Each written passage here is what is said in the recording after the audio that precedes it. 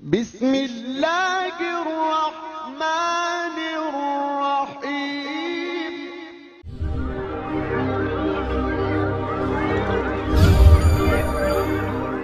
يا رسول الله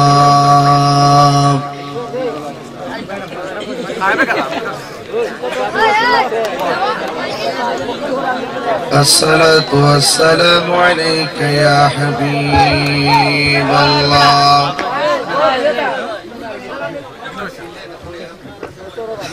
الصلاة والسلام عليك يا شفيع المذنبين الصلاة والسلام عليك يا رحمة للعالمين اللهم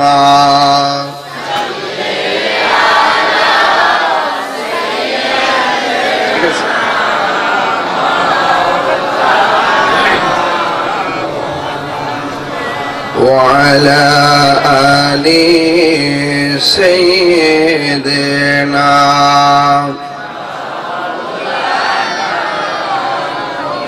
أربع أرشل بني اللهم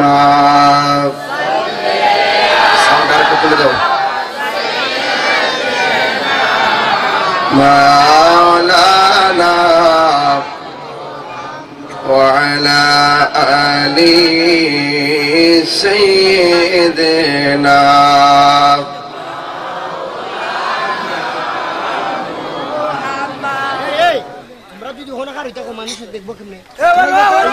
সকলে বলি আলহামদুলিল্লাহ।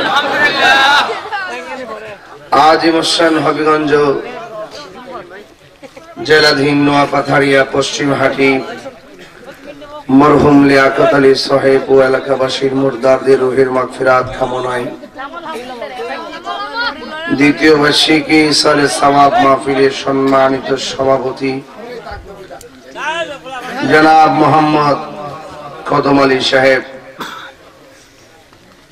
সহ সভাপতি অনেকে আছেন, আমির হোসেন তালুকদার সাহেব, আলহাজ আফিল উদ্দিন সাহেব, মোহাম্মদ আবুল বশার খান সাহেব, করমউদ্দিন খান সাহেব, কেনমিয়া সাহেব, জনাব মোহাম্মদ সুমুদ আলী সাহেব, মোহাম্মদ আলতাফ আলী সাহেব, সুন্দর আলী সাহেব, মোহাম্মদ জাহিদ মিয়া সাহেব, জনাব মোহাম্মদ রমিজ আলী সাহেব, আজকের মাহফিলে আমন্ত্রিত অতিথিবৃন্দ, বিশেষ করে জনাব মোহাম্মদ আব্দুল আহাদ মিয়া সাহেব, চেয়ারম্যান 11 নং মকরমপুর ইউনিয়ন পরিষদ, ও আমার ভাই মোহাম্মদ আশিক মিয়া সাহেব, সদস্য জেলা পরিষদ হবিগঞ্জ।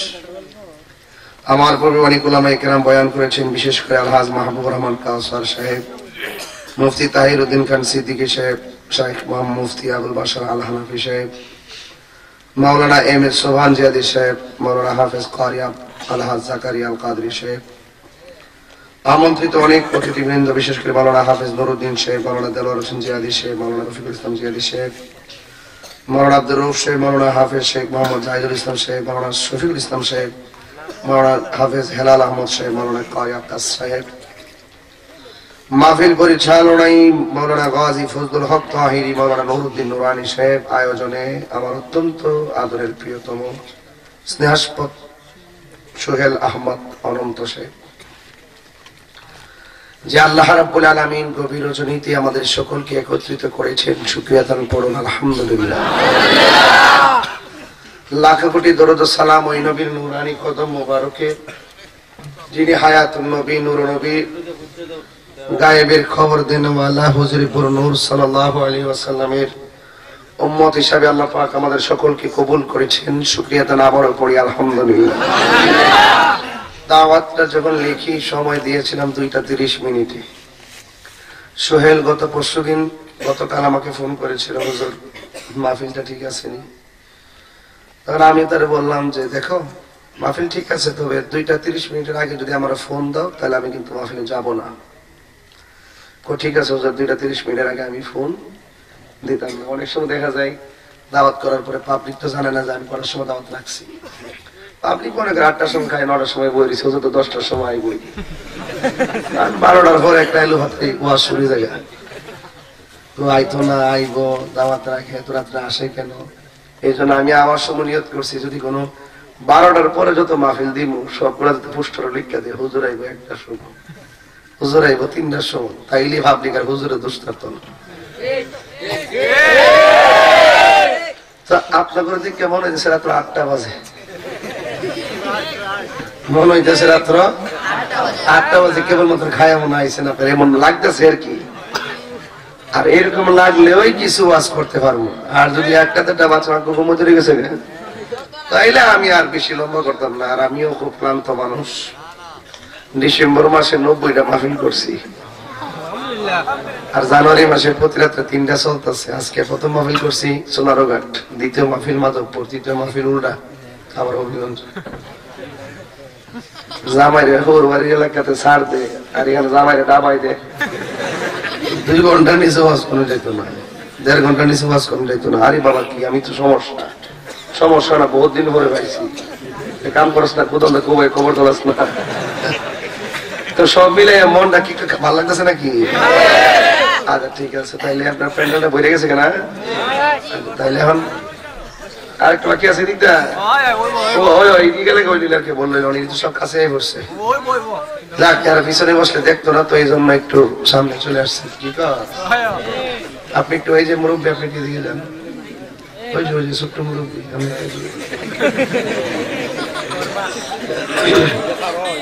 তাইলে ওই আরেক মুরব্বী দেখবো। আচ্ছা ঠিক আছে, আপনারা কি খুশি না বেজার? আলহামদুলিল্লাহ বলুন। হবিগঞ্জবাসী রাত্রে 1টার পরে প্রেম খেলা চলছে, ঠিক কিনা? এই জন্য আপনারা সবাই আওয়াজ করে পড়ুন আলহামদুলিল্লাহ। আমি আপনাদের সামনে খুতবায় আয়াত পড়িনি, সময় তো অল্প, গভীর রাত হয়ে গিয়েছে, এই জন্য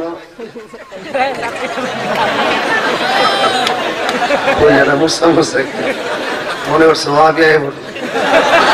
পেটটা চালে পেলাম আর কি। যাই হোক, না থাকলে বাবা সকালে আওয়াজ করে গেল আল্লাহ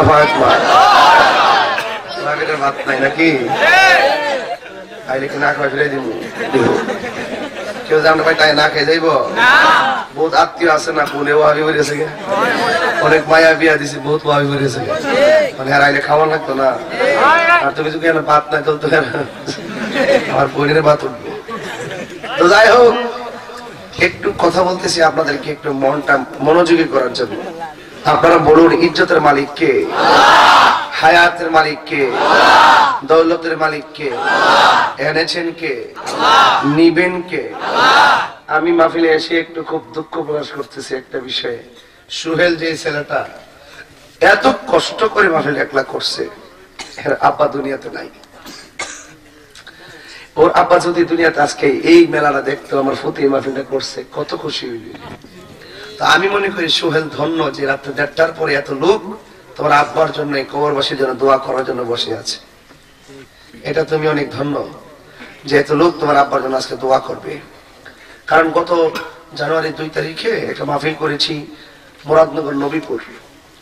মাহফিলটা বিশাল বড় ঈদগাহ মাঠ, মাঠের পাশে একটা মসজিদ কমিটিদের উদ্যোগে ঈদগাহ মাঠে মাহফিলটা হলো। ওই মাঠটা সম্পূর্ণ মাঠ মিলে প্যান্ডেল করা হয়েছে। তো প্যান্ডেল আমি গেলাম, তা আমি স্টেজে উঠছি, ওঠার পরে একজনে 500 টাকা দিল, দিয়ে বলছে হুজুর আমার আব্বার জন্য দোয়া করেন। তার একজন বলতে হুজুর ওর আব্বা তো এমন ব্যক্তি, যে ব্যক্তিটা গতকাল এই প্যান্ডেলটা ঘুরিয়া দেখে গেছে কেমন হয়েছে ঈদগার মধ্যে, কোন জায়গায় বসে ওয়াজটা শুনবো, ঘরে যাই গেছে তাই হুজুর ওয়াজটা এখানে বসে শুনবো। কিন্তু আগের দিন প্যান্ডেলটা দেখে গেছে, পরের দিন এই ঈদগাহ মাঠেই তার জানাজা হয়েছে।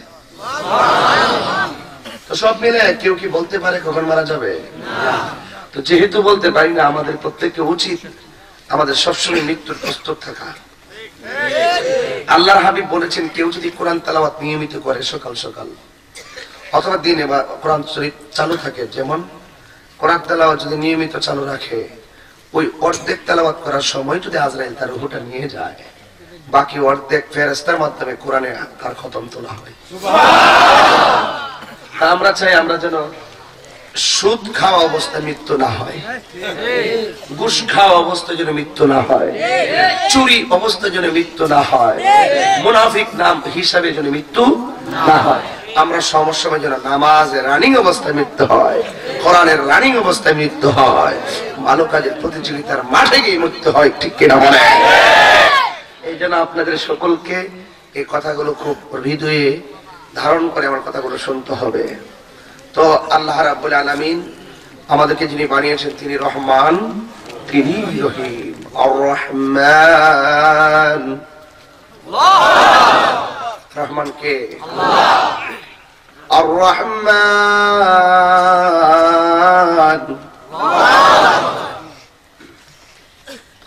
তিনি সেই রহমান যিনি আমাদেরকে অনেক মায়া করে বানিয়েছেন। আর সেই রহমানের ব্যাপারে বলা হচ্ছে ওয়া ইলাহুকুম ইলাহু ওয়াহিদুন লা ইলাহা ইল্লা হুয়ার রহমানুর রহিম। যিনি রহমান তিনি দুইজন না একজন? আর জোরে একজন। যদি কেউ দুইজন বলে ঈমান থাকবে না, ঈমান থাকবে না। এই জন্য এই সূরা আর রহমান, এই রহমান শব্দে, রহমান এই সূরাটার ভিতরে আল্লাহ রাব্বুল আলামিন এত চমৎকার তথ্য রেখেছেন। এই সূরাটার ভিতরে জান্নাতের বয়ান আছে, সুবহানাল্লাহ। এই সূরার ভিতরে আহলে বায়তের বয়ান আছে, এই সূরাটার ভিতরে নবীর ইলমে গায়েবের বর্ণনা আছে, এই সূরাটার ভিতরে কিয়ামতের বর্ণনা আছে। তো এটা এমন একটি সূরা, এই জন্য কোন দিক দিয়ে গিয়ে কোন দিক দিয়ে যাবো, বড় সূরা তো এই জন্য আমি বেশি শব্দ আপনাদের সামনে তেলাওয়াত করব না। আমি যে শব্দগুলো আমাদের জন্য the important element for our life, আমাদের জীবনে খুবই প্রয়োজন, ভেরি নিড, খুবই দরকার, আমি ওই কথাগুলো আপনাদের সামনে বলার চেষ্টা করব। আল্লাহ যেন সকলকে আমল করে তৌফিক দান করে, বলেন আমিন। এই জন্য আপনাদের সকলকে অনুরোধ করে বলবো ধৈর্য এবং মনোযোগ। একটা কথা মনে রাখবেন, যার জীবনে ধৈর্য বেশি তার জীবনে সফলতা বেশি, আর যার জীবনে ধৈর্য কম তার জীবনে হতাশা বেশি। ঠিক কিনা বলেন? আমার গাড়ি ভাঙছে 21 বার, কয়বার? আমি ইচ্ছা করলে তাদের গাড়ি ভাঙতে পারতাম 200 বার, পারতাম না? এমন কোন জেলা আছে তাহিরির পাগল নাই? বাংলাদেশে এমন কোন জেলা ইউনিয়ন গ্রাম আছে যে তাহিরির পাগল নাই? যদি শুধু হেলো করে দিয়ে রহমান করে লইব, কথা কোন ঠিক কিনা? না, আমরা পারি না, আমরা পারি না, আমরা এটা শিখি না রাসূল থেকে। রাসূলুল্লাহকে একদিন ইহুদি থাপ্পড় মারছে, ওমর ডাক দেখে নবী গো, আমার বাবা আপনারা পাগল কইছে, বাবার কল্লা ফেলাই দিছি, আর আমার সামনে আপনাকে থাপ্পড় মারছে, আমি ছাড়তাম না। কুস্তিকে তলোয়ার বাইর করছে, আমার নবী বলছে কিফ ইয়া ওমর, থামো, ধৈর্য ধারণ করো। রাসূল বলার পরে তিনি দাঁড়াই গেলেন। একটু পরে ইহুদির কাছে রাসূল হেঁটে গেলেন, যাইয়া বললেন তোমার হাতটা দেখি।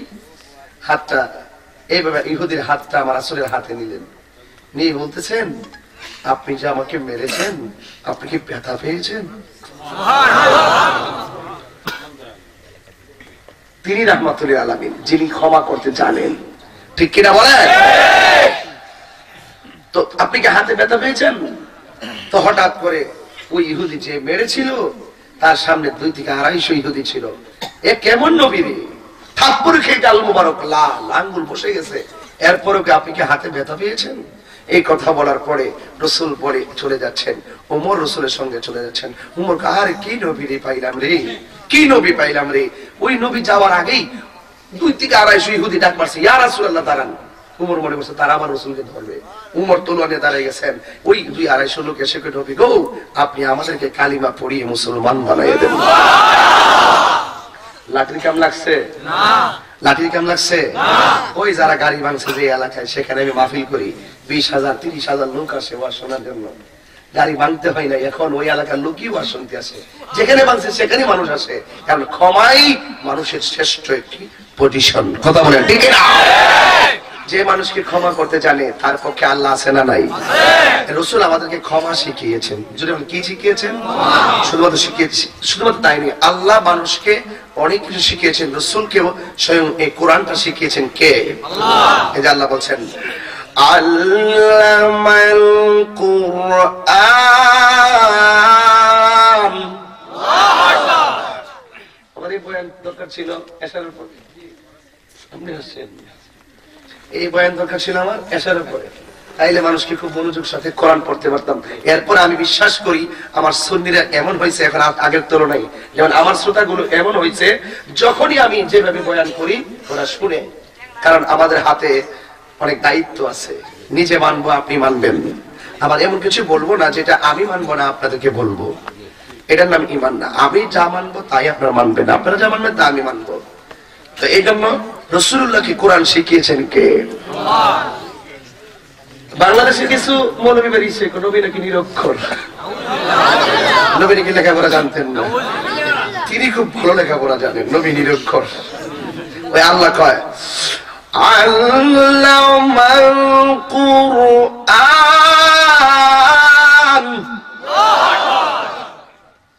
এখন এই আল্লামাল কোরআন এটা কি রাসূল দুনিয়াতে এসে শিখেছেন নাকি রাসূল শিক্ষা জানতেন? সব শিক্ষার এক কথা রাসূলের হাদিস মুবারক দিয়ে জানিয়ে দিয়েছেন। রাসূল বলেন বুইস্তু মুআল্লিমান, আমি দুনিয়াতে শিক্ষক হিসেবে প্রেরিত হয়েছি। তাইলে আল্লাহ রাসূলের শিক্ষক কে? রাসূলের শিক্ষক কে? আর এই মৌলবী বলে রাসূল নাকি নিরক্ষর, লেখাপড়া জানতেন না।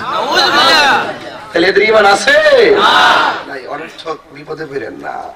যিনি রাসূলকে কোরআন শিক্ষা দিয়েছেন তিনি আমাদেরকে সৃষ্টি করেছেন। দলিল কি? আর রহমান খালাকাল ইনসান, তিনি মানুষকে সৃষ্টি করেছেন। আবার কি? আল্লামাহুল বায়ান, তিনি শিখিয়েছেন বিস্তারিত বর্ণনা, যা কিছু হচ্ছে যা হবে সব শিখিয়েছেন আমার আল্লাহর রাসূলকে। জোরে বলুন সুবহানাল্লাহ। ওয়ালা রাতবিন ওয়ালা ইয়াবিসিন ইল্লা ফি কিতাবিন মুবিন, জলে স্থলে এমন কিছু নেই যে যার বর্ণনা আল্লাহ কোরআনে উল্লেখ করেননি।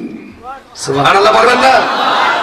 তাহলে সব কিছু আল্লামাকা মা লাম তাকুন তাআলাম, এই সব কিছু যা জানতেন না রাসূল, সব কিছু রাসূলকে জানিয়েছেন কে? আল্লাহ। তা যারা বলে রাসূল নিরক্ষর, আমি বলবো এদের শিক্ষার অভাব রয়েছে। যারা বলে রাসূল লিখতে জানতেন না, আমি বলবো আপনাদের অনেক জানার বাকি আছে। ঠিক কিনা বলেন? এজন্য এই সূরাটার ভিতরেই আল্লাহ রাব্বুল আলামিন দেখেন চমৎকার ভাবে কয়েকটা আয়াত উল্লেখ করে দিয়েছেন। এই সূরার ভিতরে একটি আয়াত আছে, সেই আয়াতটা আমরা যে তাকদীর, আমাদের যে তাকদীর আছে, আমাদের যে তাকদীর নির্ধারিত যা কিছু আছে আমাদের বাজেটে, এই সূরার ভিতরে একটা আয়াত আছে। আয়াত আমি তো হাফেজ না, আমি তো বুঝি না এগুলা। এখন এই মাত্র স্টেজ ওঠার আগে বলছি হুজুর আপনি একটু এই সূরাটাতে কিছু কথা কইেন, এই জন্য আমি একটু সূরাটা খুলছি। আশা করি আপনাদের মনে একটু কষ্ট হইতে হইলেও আমাকে একটু সময় দেন। আল্লাহু আকবার, জোরে বলেন, জোরে করে আল্লাহু আকবার, আর জোরে আল্লাহু আকবার। এই সূরার ভিতরে আল্লাহ রাব্বুল আলামিন একটি আয়াত এইভাবে রেখেছেন যে আমরা যে প্রত্যেকদিন খাই, প্রত্যেকদিন যে চলাফেরা করি, এইগুলো আল্লাহ দৈনন্দিন আমাদেরকে লিখে দেন। আমাদের এইগুলোর উপরে আল্লাহ পাক রব্বুল আলামিন মানে সবসময় তদারকি করছেন প্রত্যেকটা মুহূর্ত। তখন এই আয়াত থেকে আমরা পেয়েছি তাকদীর দুই প্রকার। কত প্রকার? দুই প্রকার। এই যে ইয়াসআলুহু মান ফিস সামাওয়াতি ওয়াল আরদ কুল্লা ইয়াউমিন হুয়া ফি শান ফাবিআইয়ি আলা'i রাব্বিকুমা তুকাযযিবান।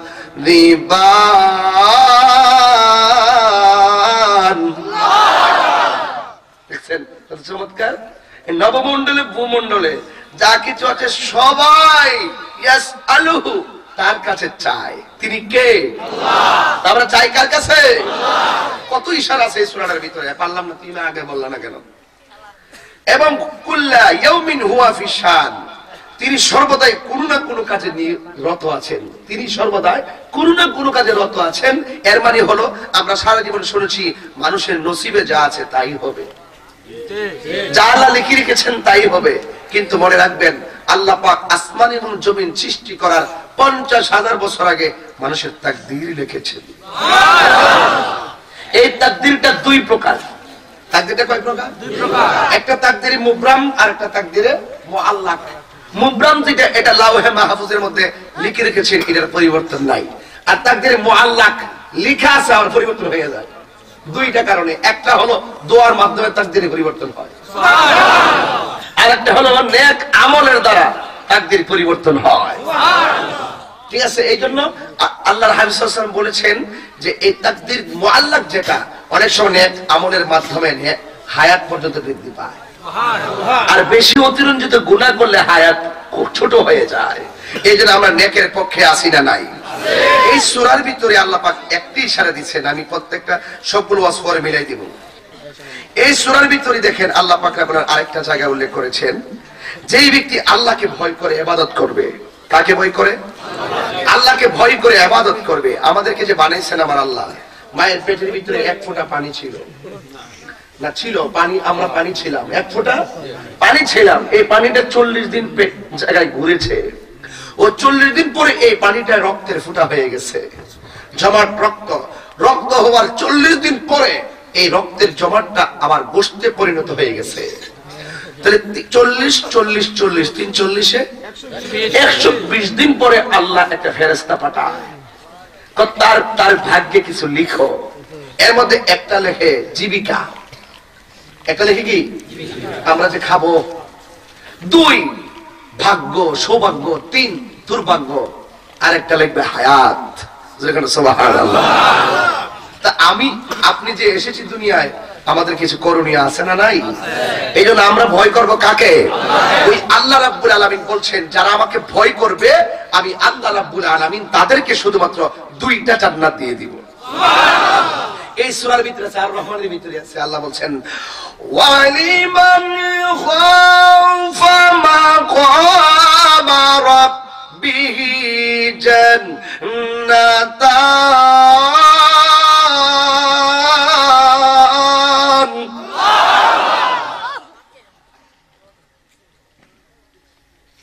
যারা আমাকে ভয় করবে আমি আল্লাহ 2টা জান্নাত দিব।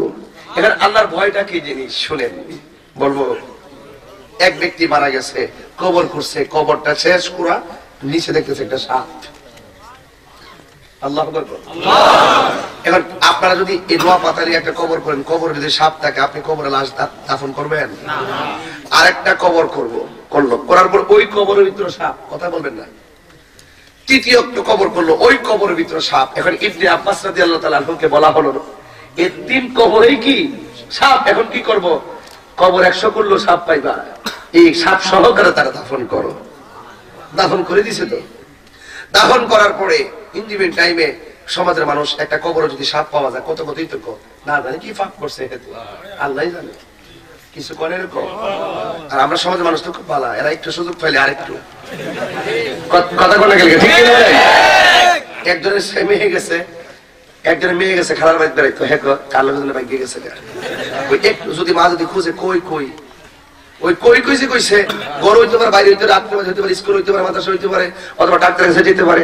ওই কই কই রপ্পা তুলে দিছে, কই জনে বাইকে গেছে।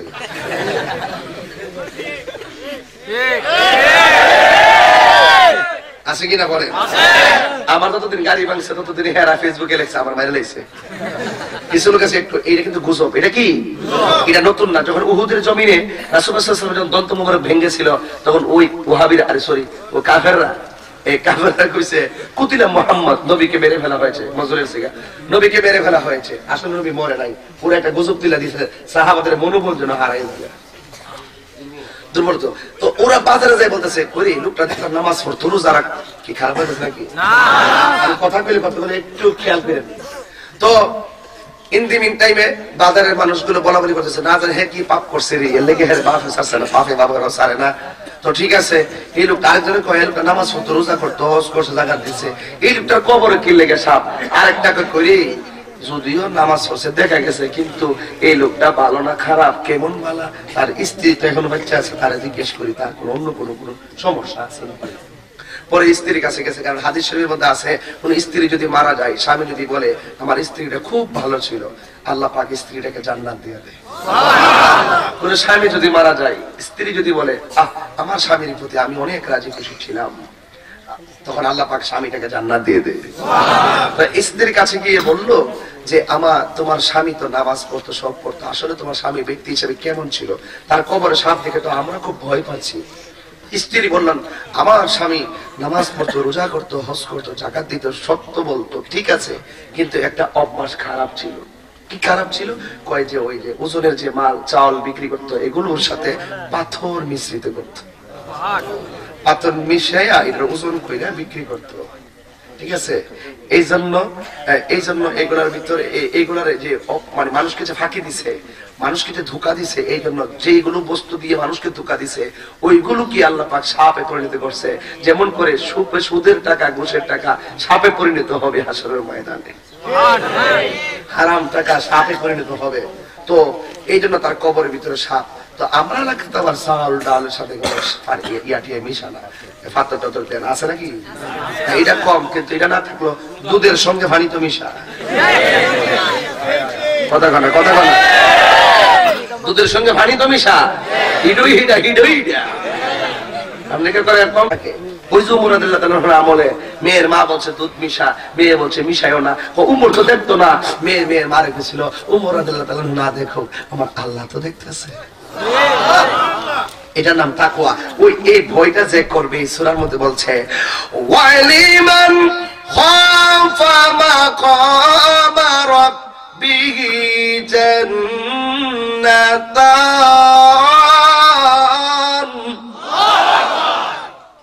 কয়টা জান্নাত দিবে? কাকে ভয় করলে? আল্লাহকে ভয় করলে।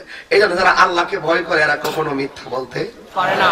আমার দেশে বহুত লোক আছে রমজান মাসে দিনের বেলা হোটেলে ঢুকে ভাত খায়, ইফতারের সময় হেরাম মারে গিয়ে আমা গো আজকে ধরে নিয়েছে, মা কফুত্রে শরবতটা বানাইছে, মা আবার শরবতটা গ্লাসটা বোতলটা ভরা না, শরবত বানানোর পরে দেখে যে অর্ধেক করে দিচ্ছে।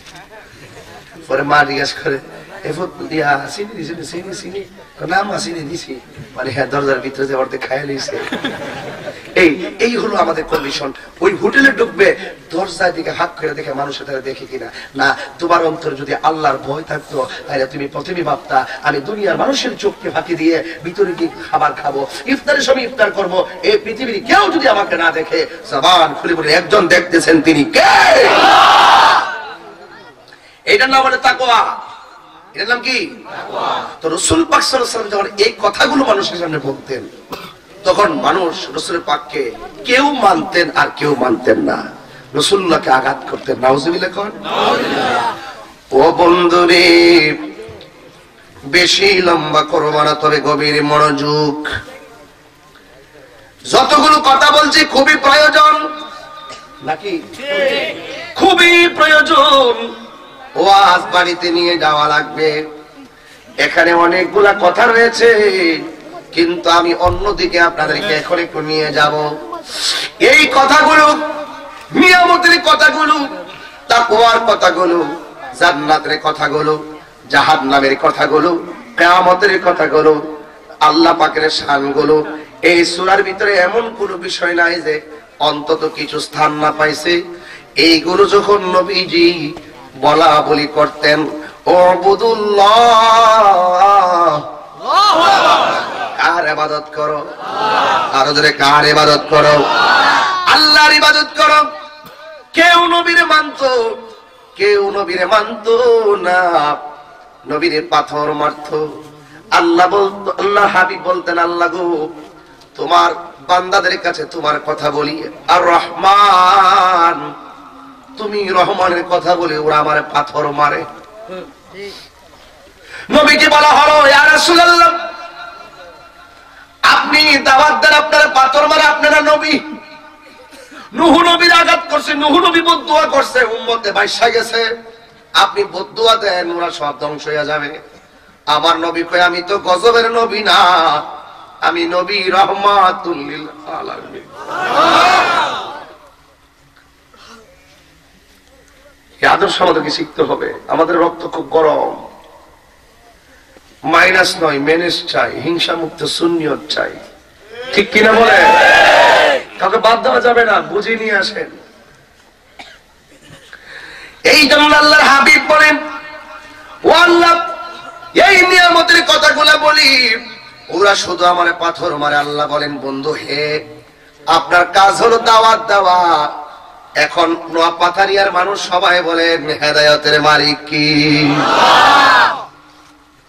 হেদায়েতের মালিক আল্লাহ। এরপরেও যখন কাফের গুলো নিয়ামত পাওয়ার পর শুকরিয়া আদায় করলো না, আমার নবীকে মারার জন্য গোপন ষড়যন্ত্র করলো, ওই দিক দিয়ে আমার নবী ক্ষমা করে দিলেন। আর এই দিক দিয়ে আল্লাহ রাব্বুল আলামিন কয়, বন্ধু হ্যাঁ, দেখেন যতবার নবী পাথর দিয়ে আঘাত করেছে, যতবার নবীকে নারী উটের নারী বুড়ি পিঠ মোবারকে দিয়ে কষ্ট দিয়েছে, যত নবীর আঘাত করে দন্ত মোবারক ভেঙেছে, একবারও নবী আল্লাহর কাছে বদদুয়া করে নাই, আল্লাহও কিছু বলে নাই। যেই মাত্র কাফেররা ষড়যন্ত্র জাল পাচ্ছে, নবীকে একেবারে মেরে ফেলতে হবে, ইসলামের নাম নিশানা মুছে ফেলতে হবে, আমার আল্লাহ কয়, বন্ধু আর হাত চলবে না, আপনার হাতের মধ্যে একটা তলোয়ার নিয়ে নেন। কেন আমরা নরম ওয়াজ করি, আবার কেন গরম ওয়াজ করি? এটা আল্লাহ শিখাইছে। সবসময় নরম হওয়া যাবে না। আমরা ওয়াজের ভিতরে অনেক সময় খুব রাগ করি কেন? এইগুলো উমরের আদর্শ, এইগুলো তালহার আদর্শ। কথা বলেন?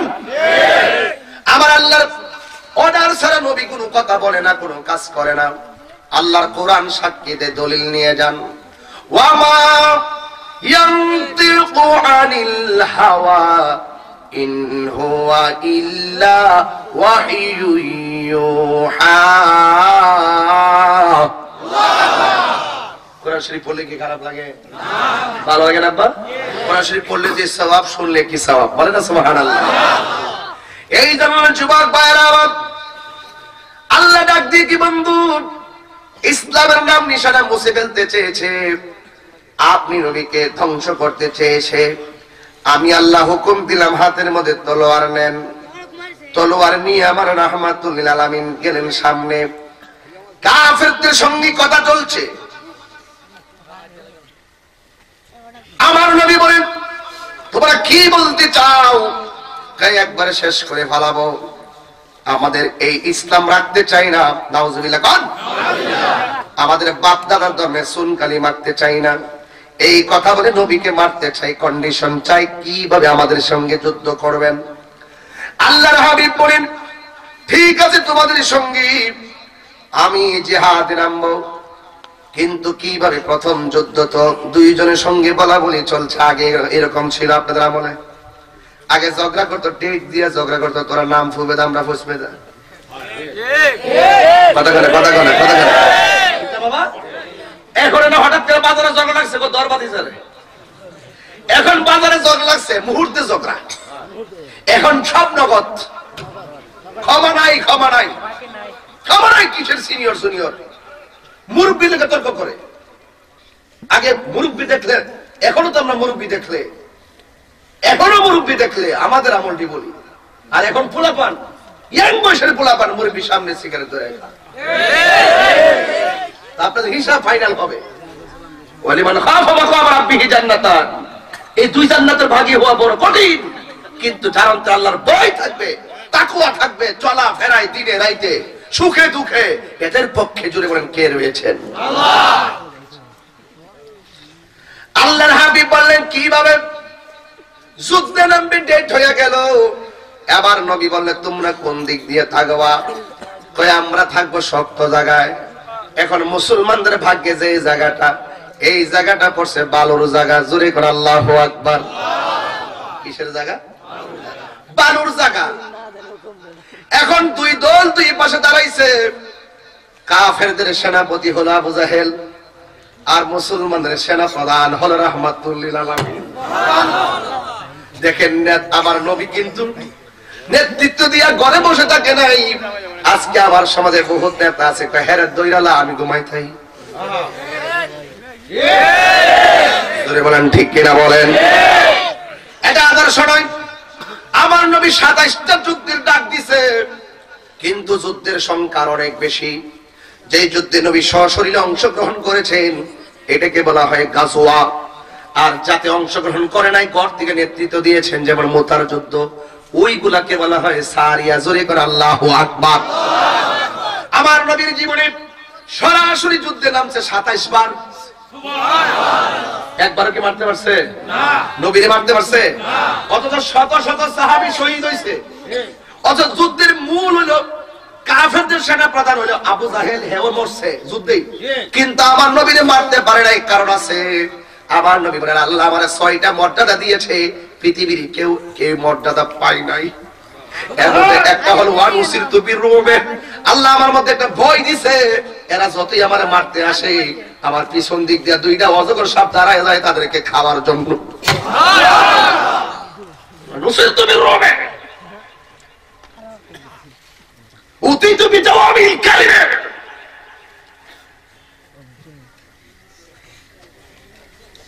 সকল ভাষাগত জ্ঞান রাসূল বলেন আরেকটা সম্মান দিয়েছেন, আমি রাসূল শেষ নবী। কোন নবী বলতে পারবেন আমি শেষ নবী, কিন্তু আমি বলি আমি শেষ নবী। আরেকটা হলো সকল নবীদের জন্য আলাদা আলাদা নামাজের এরিয়া ছিল, আমার জন্য সারা পৃথিবীটা নামাজের মুসল্লা বানাই দিয়েছে। কথাগুলো কি আপনি সাধারণ চোখে দেখতেছেন? এই জন্য বলছে 8টার সময় আমার বয়ানের কথা ছিল। এই কথাগুলো 8টায় বলতে পারতাম, মনটা খুব শান্তি পেতাম। যদি ঘুমাইসা পরে আমি তো ব্যর্থ হয়ে গেলাম। নীরব থাকেন, একটু কথাগুলো শোনেন। আরেকটা হলো আমি হলাম শেষ নবী, আমার পর আর কোন নবী আসবে না। এই কাদিয়ানির গোষ্ঠী যারা আমার নবীকে শেষ নবী মানে না, এদের নাম মুসলমান হতে পারবে না। আর কয়েকদিন দেখবো দুর্বার আন্দোলন হয়ে যাবে ইনশাআল্লাহ। যারা আমার নবীকে শেষ নবী মানবে না, এরা বাংলাদেশে যেমন হিন্দু আছে একটা পরিচয় নিয়ে বাস করতেছে, খ্রিস্টান আছে একটা পরিচয় নিয়ে বাস করতেছে, ইহুদি আছে একটা পরিচয় নিয়ে বাস করতেছে, মুসলমান আছে একটা পরিচয় নিয়ে বাস করতেছে। মুসলমান নাম দিয়ে নবীকে শেষ নবী মানবে না।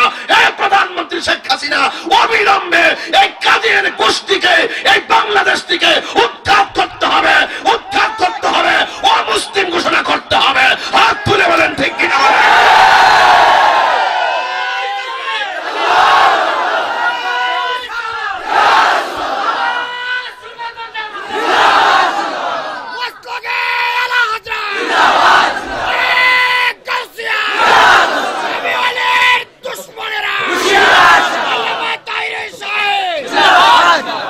আল্লাহু আকবার জোরে বলেন। আপনারা বলেন কাদিয়ানির বিরুদ্ধে অ্যাকশন কি হালকা না ডাইরেক্ট? আরো জোরে। এই জন্য আমি বলতে চাই আমার নবী শেষ নবী মানেন কি মানেন না? আর যদি মানেন কি মানেন না? আর যদি কাদিয়ানির পক্ষ থেকে কোন ধরনের ষড়যন্ত্র করা হয়, এই বাংলাদেশের মুসলমান তা মেনে নিবে না। আমার নবী শেষ নবী, এটাই ফাইনাল সিদ্ধান্ত। ওরা বাংলাদেশে থাকুক, আমাদের আপত্তি নেই, কিন্তু তারা মুসলমান নাম দিয়ে মুসলমানদের আইডি কার্ড ব্যবহার করার অধিকার তাদের নাই। আমার নবীকে আমি শেষ নবী। সুবহানাল্লাহ। ক্বালা নবী সাল্লাল্লাহু আলাইহি ওয়াসাল্লাম, আপনারা যদি ডানে বামে দাঁড়ান কিন্তু ওয়াজ শেষ করে দিব। আমি আমার অন্তর থেকে কথা বলার চেষ্টা করতেছি, লোকাল কোনো কথা বলার চেষ্টা করতেছি। আমি যতটুকু বুঝি ততটুকু বলতেছি। রাসূল বলেন আনা খাতামুন নবিয়্যিন, আনা খাতিমুন নবিয়্যিন, লা নবিয়্যা বাদি। আমি নবী হলাম শেষ নবী, আমার পরে আর কোনো নবী আসবে না। মা কানা মুহাম্মাদুন আবা আহাদিন মির রিজালিকুম ওয়ালাকিন রাসূলুল্লাহ ওয়া খাতামুন নবিয়্যিন। আমার নবী শেষ নবী। জবান খুলে বলেন, বলেছেন কে? আল্লাহ। এটাই ফাইনাল কথা। যারা এই মির্জা গোলাম মোহাম্মদ কাদিয়ানির গোষ্ঠী, যেই ব্যক্তি প্রথম নবী দাবি করছিল, এরা আকীদা হলো কাদিয়ানীদের আকীদা হলো তারা বলে নবীর পর আরো নবী আসবে, কিন্তু নবী আসলেও আমাদের ও রহমাতুল আলামিন সেরাই থাকবে, কিন্তু নবীর উপরে যেতে পারতো না, নবী নিচেই থাকবে, তবে নবী আসতে পারবে। এর নিজেই আমি নবী, লাস্টে মরছে কই জানেন, টয়লেটে কই এর তুলতে যায়, এমনি তুলতে যা অর্ধেক তুলে করে মাথা আমার কেটে আবার ভিতরে পড়ে। সোজা কথা, আমার নবী শেষ নবী। সন্দেহ আছে? সন্দেহ আছে? সন্দেহ করলে ঈমান থাকবে? যারা দাবি নিজেকে নবী দাবি করে আর একে নবী না ভণ্ড। আরো জোরে। আমাদের ব্রাহ্মণবাড়িয়া পর্যন্ত কাদিয়ানীরা এক মাদ্রাসা আক্রমণ করছে। সাহসটা কত! খাইতে খাইতে পেট আসে আর কইতে কইতে মুখ আসে। সাবধান সাবধান, অন্তত তাহিরির পক্ষ থেকে হলো একটা কর্মসূচি আসতে পারে। এই যুবক, তোমাদেরকে হুঙ্কার দিয়ে আমার সামনে বক্তব্য উপস্থাপন করতে হবে। এই দেশে কাদিয়ানীদের বিরুদ্ধে যদি আর একবার যদি আপনাদেরকে তাহিরি হোক, আহলে সুন্নাত ওয়াল জামাতের পক্ষ থেকে হোক, দুর্বল আন্দোলন ডাক যদি দেওয়া হয়, কাদিয়ানীদের বিরুদ্ধে যদি রুখে দাঁড়াবার জন্য যদি বলা হয়, কে কে রাজপথে আসতে রাজি আছো? তুমি হাত তুলে দেখাও।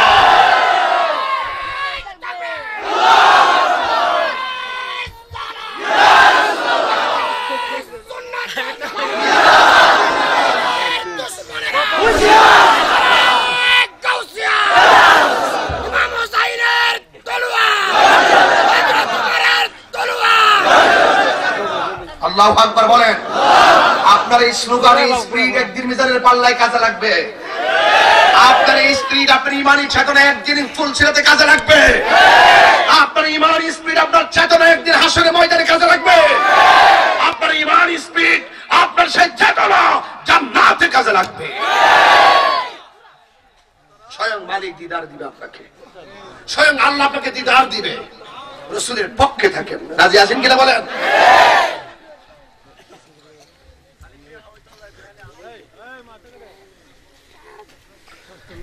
কাফেররাকে আমি শক্ত জায়গা নিব, মুসলমানরা নরম জায়গায়, ভালো জায়গায়।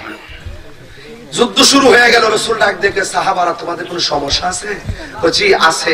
কাফেরদের পিছন দিক দিয়ে সূর্যটা উঠে, আমরা আছি এদিকে, ওই সূর্যটা উঠলে ওদের পিছন দিক দিয়ে উঠে, সূর্যটা আমরা তাদের দিকে তাকাইলে সূর্যটা আমাদের চোখে পড়ে, ওদের তীর এবং পাথর আমরা দেখি না, যুদ্ধের সমস্যা হচ্ছে। আল্লাহর হাবিব বলেন, ঠিক আছে অপেক্ষা করো। দুইটা হাত আল্লাহর বাড়ায়, আল্লাহ এই সূর্যের আলোতে যদি পাথর খেয়ে তোমার নবীর সাহাবারা মারা যায়, তোমার ইসলামের ইন্না দীনা ইনদাল্লাহিল ইসলাম, একমাত্র মনোনীত ধর্ম ইসলামের পতাকা কে পাহারা দিবে? দোয়া দেখছেন? এই কথা বলতে দিন সাহাবায়ে কেরাম বলেন, আমরা তাকাই দেখলাম ঝল ঝল সূর্যের মুখে, তাপ সূর্যের মুখে আল্লাহ পাক মেঘমালা দিয়ে আমাদেরকে ছায়া দিয়ে দিয়েছে। সেই নবী আমরা মতন ঈমান থাকবে? এক যুদ্ধ শুরু হয়ে গেল, এমন যুদ্ধ, যুদ্ধ করতে করতে করতে করতে একেবারে এক পর্যায়ে আসলো। আল্লাহর হাবিব বলেন, ও সাহাবারা গো, আর কোন সমস্যা আছে নি? সাহাবায়ে কেরাম বলেন, ইয়া রাসূলুল্লাহ, হে আরেকটা সমস্যা আছে, কারণ আমাদের মাটিটা ধুলাবালি, ঘোড়া যখন দূর দিয়ে ধুলাবালি অন্ধকার হয়ে যায়, এই অন্ধকারের কারণে ওরা তীর মারলে তীর দেখা যায় না। আপনার বয়স কত? 70। আপনার 70 আপনার কত? 55। এই 55-70 বছরে আপনারা, আমি যদি দেখি অবশ্যই আপনারা দেখছেন। একটা কথা কই, আপনার দেখলে কোন দেখছি, আপনার বয়স কত? 50। দেখা যায় 20 বছরের মতন। যাকে শুধু আল্লাহর হায়াত দান করুন, আল্লাহর 500 বছর তুই কামিন কর। যদি হোক, এখন আমি, আপনার বয়স কত?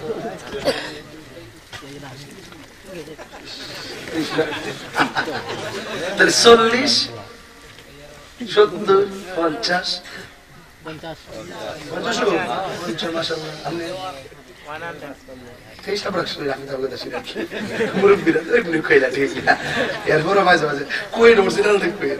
এরপরে 50-55 বছর আপনারা দেখছেন।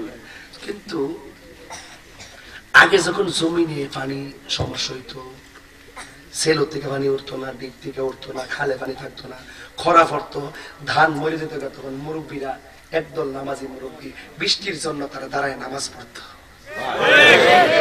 আপনার এলাকাতে আর একটা জিনিস হয়েছে কিনা আমি জানি না, বৃষ্টির জন্য কিছু কিছু মুরব্বী উড়ানের মধ্যে পানি ফেলায় আর গৈরাগিরি করতো। আল্লাহ মেঘ দো ফানি দো ছায়া দেও না,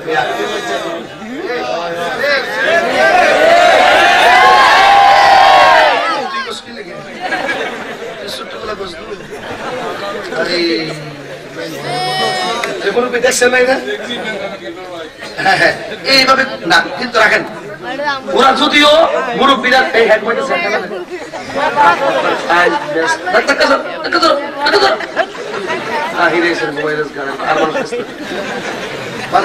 খারাপ লাগতেছে নাকি না? আচ্ছা, আর একটু বেশি না, 20 মিনিট আমি কবাস কমাইলাম, কালকে চারটা বাড়ি আছে। এই ওই মাটির মধ্যে গড়াইতো, গড়াই ঘরে তো আল্লাহ মেঘ দো, আল্লাহ মেঘ দো পানি দো ছায়া দাও না, আল্লাহ মেঘ, এইভাবে গড়াইতো। বিশ্বাস করি না, আমার নিজের চোখে দেখছি এমন রৌদ্র, এমন খরা, ওরা যখন মাটিতে গড়াগড়ি করছে আল্লাহ বৃষ্টি নাযিল করছে। এই মুরব্বীরা ডাকে আল্লাহ কবুল করতো কেন জানেন? এরা হারাম খাইতো না, এরা হারাম খাইতো। হুজুর এত দোয়া করি কবুল হয় না কেন? হবে কেমনে? মুখ দিয়ে আল্লাহ আল্লাহ, ভিতরে শুধু টেহা। কথা বলো, কথা বলো, হাত তুলে বলো। কবুল না কি লেখা? আগের মানুষ সহজ সরল ছিল, এটা রামদিদা ছিল, এটা ছিল পাংখা সিজন। এই গুণাদের আমল অত্যন্ত সহজ সরল ছিল। আর আমাদের এখন বর্তমানে কোন রকম কিছু বুঝবই, এসএসসি পাস করলে মাস্টার পাসের বাপ ধরে না। এরা চুল কাটা দেখলে পরে হালো করে দিতে বঞ্চা। আর মোটরসাইকেল এলাকায় মাঝে মাঝে আমি কানাদের সামনে থেকে যাই, দুলাবাড়ি খাওয়াই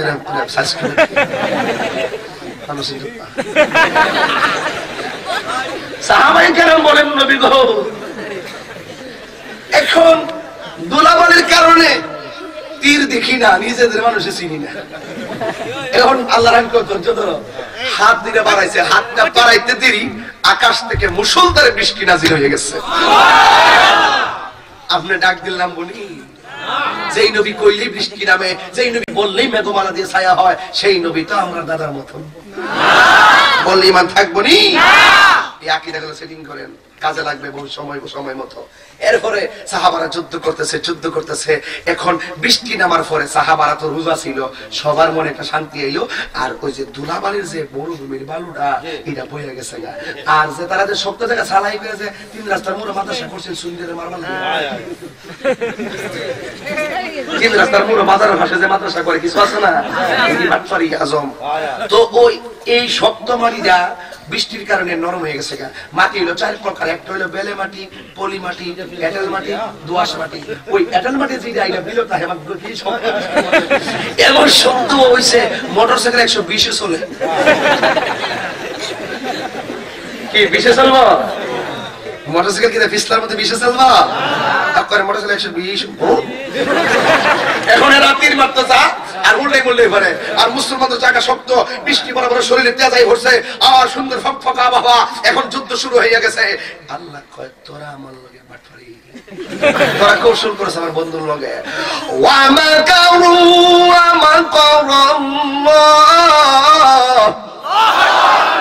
ওয়াল্লাহু খায়রুল মাকিরিন।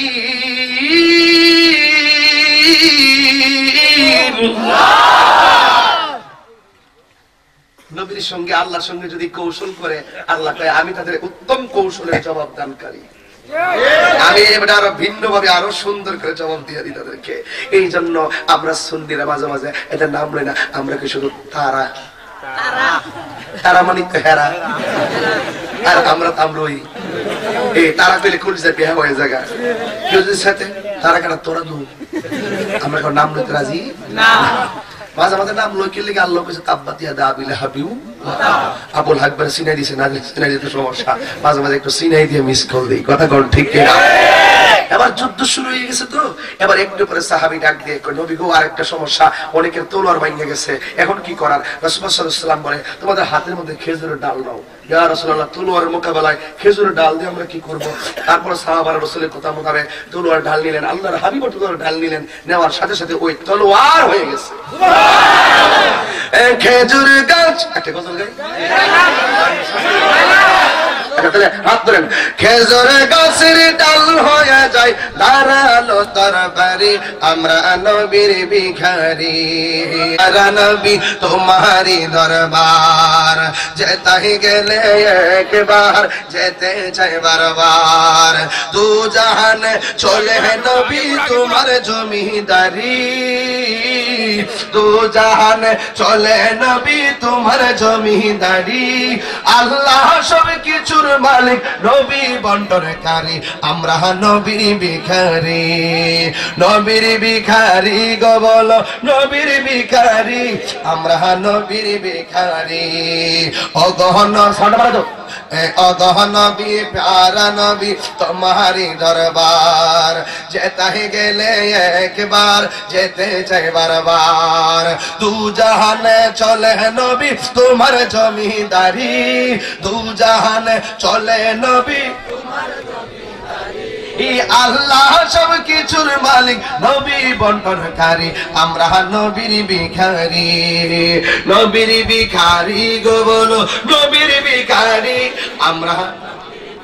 তোমার ক্ষমতা চলে আসমানে শুধু জমিনে নয়, তোমার ইশারায় মাগরিব থেকে উল্টায় আসর হয়। তোমার ক্ষমতা চলে আসমানে শুধু জমিনে নয়, তোমার ইশারায় মাগরিব থেকে উল্টায় আসর হয়।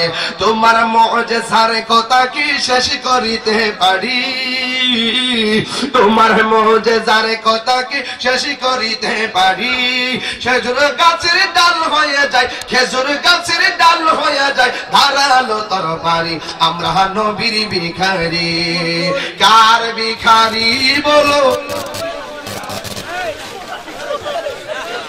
আমরা নবীর ভিখারি। শুরু করে দিলেন, সাহায্যের মালিক কি আল্লাহ। বলেন ওয়ালাকাদ নাসরাকুমুল্লাহু বিবাদরিহি ওয়া আনতুম আযিল্লা। সাহায্যের মালিক কে? ওই বদরের জমিনে সাহাবাদেরকে ছায়া দিয়ে সাহায্য করেছেন কে? বৃষ্টি দিয়ে সাহায্য করেছেন কে? একটা সাহাবী দৌড়ায় আয়েশা কই নবী গো, আবার দুইটা চোখ তীর দিয়া তারা খুললে হলাইছে। ওই এক সাহাবী নবীর কাছে কই ইয়া রাসূলুল্লাহ, নবী গো আমার দুইটা চোখ তারা খুলে ফেলেছে, যে দুইটা চোখ ডালের মধ্যে এইভাবে ঝুলতেছে। আমার নবীর কাছে যায় ডাক দিয়া বলেন ইয়া রাসূলুল্লাহ, আল্লাহু আকবার সুরে হবে। এখন কথা হচ্ছে কিন্তু প্রমাণ কথা বলতেছে, একদম নীরব থাকবা, পাগলামি করবা না কিন্তু। এবার সাহাবী ডাক দিয়া কয় ইয়া রাসূলুল্লাহ, এমন জোরে বলবেন যেন পাথরের অন্তর থরথর করে কাঁপে। ইয়া রাসূলুল্লাহ, নবী গো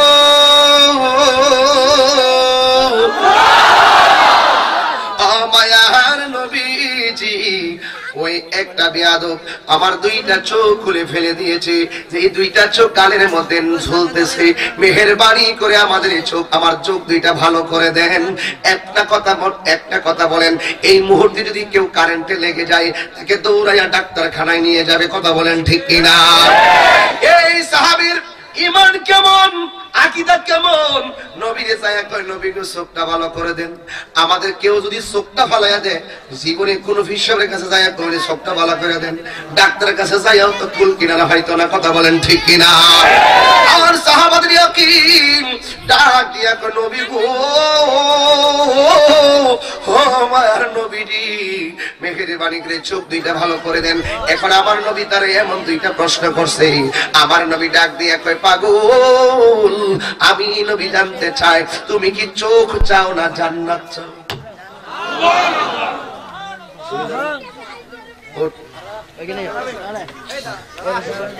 তুমি না, তুমি বড় বড়,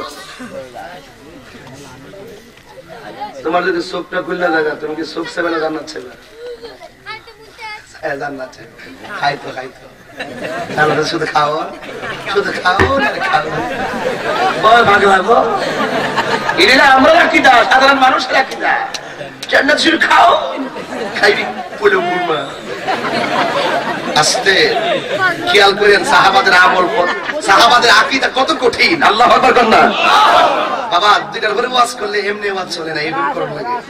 8টার পরে ওয়াজের ধরন একটা, মাগরিবের পরে হিসাবে একটা, আর 2টা বাজে গেলে কলবে কলবে মিল্লা সবাই লেগে বই দিছ।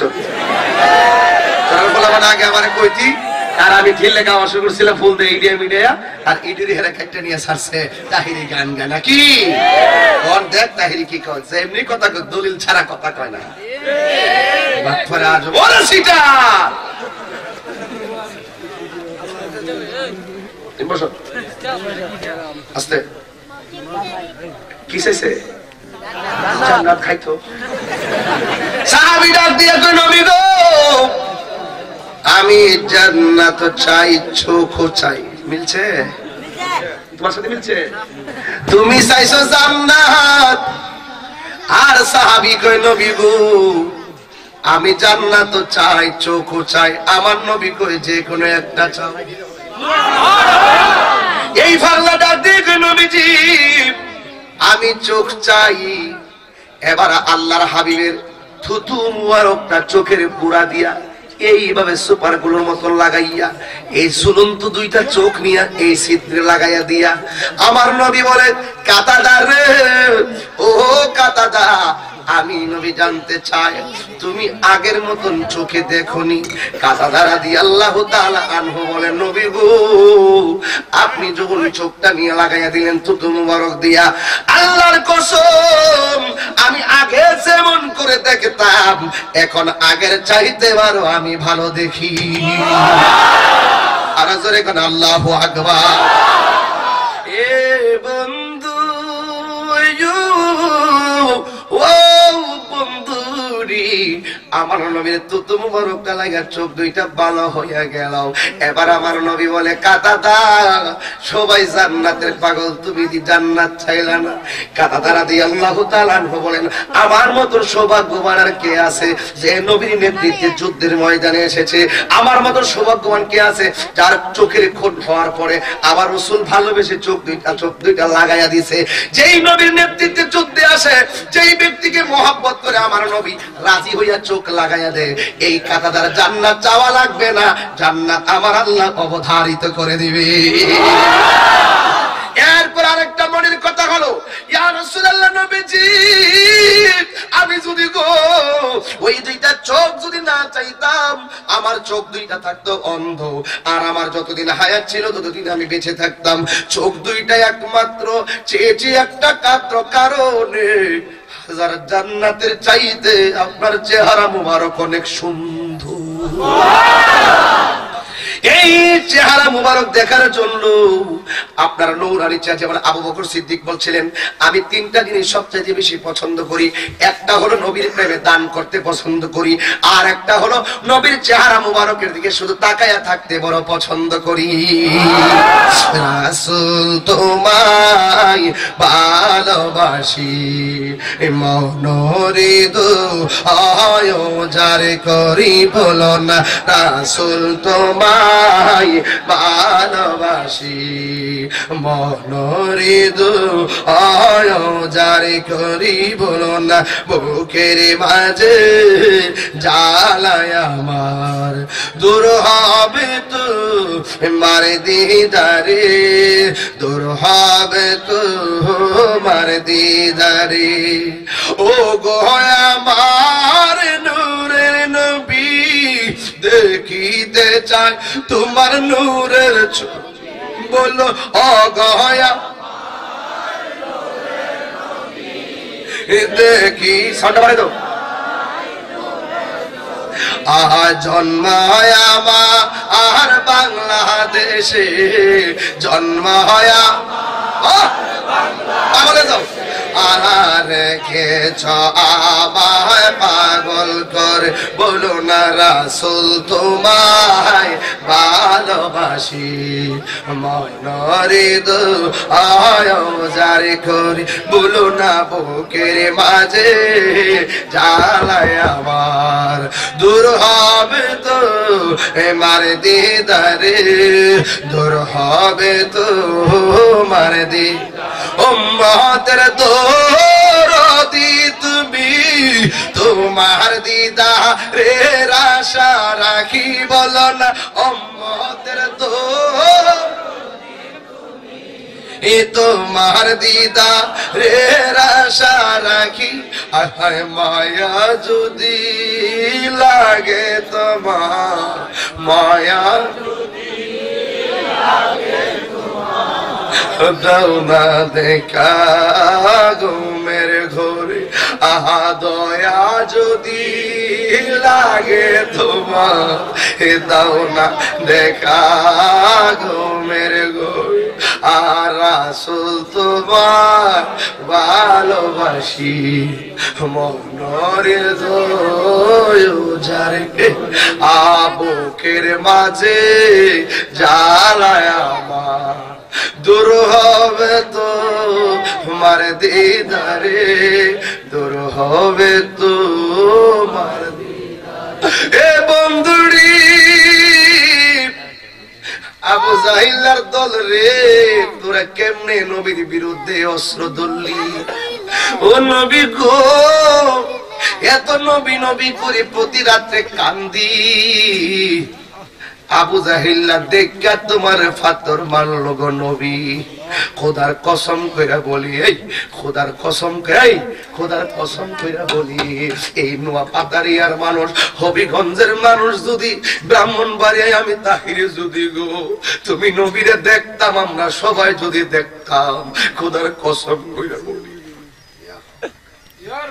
খোদার কসম কইরা বলি গো ও নবী গো খোদার কসম কইরা বলি আমরা তোমার কদমে বইয়া থাকতাম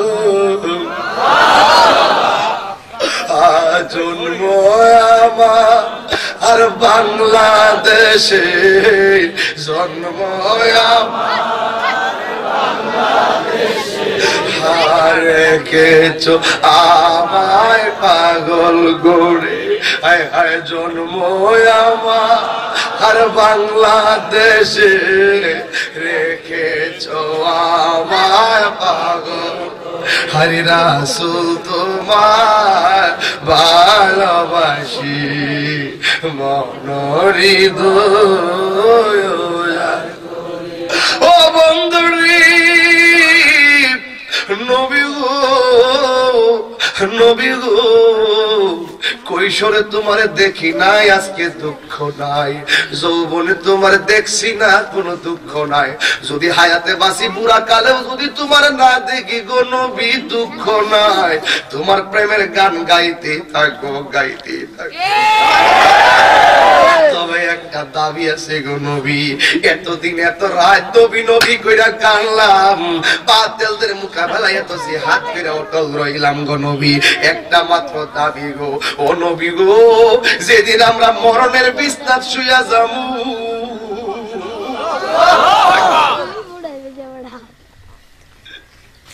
যেদিন আমরা মরণের বিছনায় শুইয়া যামু ও নবী গো তুমি দি কইলা সাকরাতুল মাউত এত কষ্ট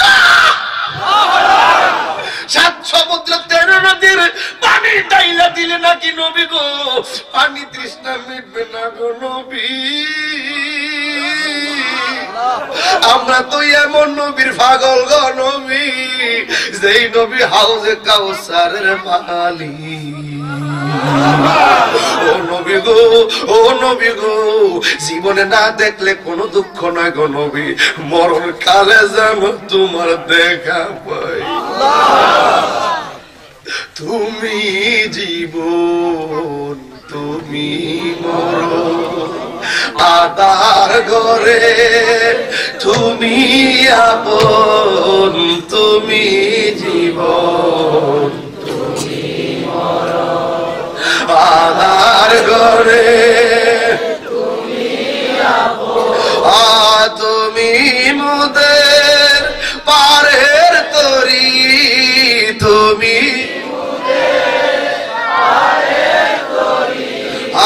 তুমি নিদান তোরানে ওয়ালা ইয়া রাসূল আল্লাহ ইয়া হাবিব আল্লাহ ইয়া রাসূল আল্লাহ ইয়া হাবিব আল্লাহ ইয়া রাসূলুল্লাহ তুমি মোদের, আমার নিজের হাতের লেখা ভাই, তুমি মোদের আশার আলো, এ তাই তো তোমায় বাসি ভালো, তুমি মোদের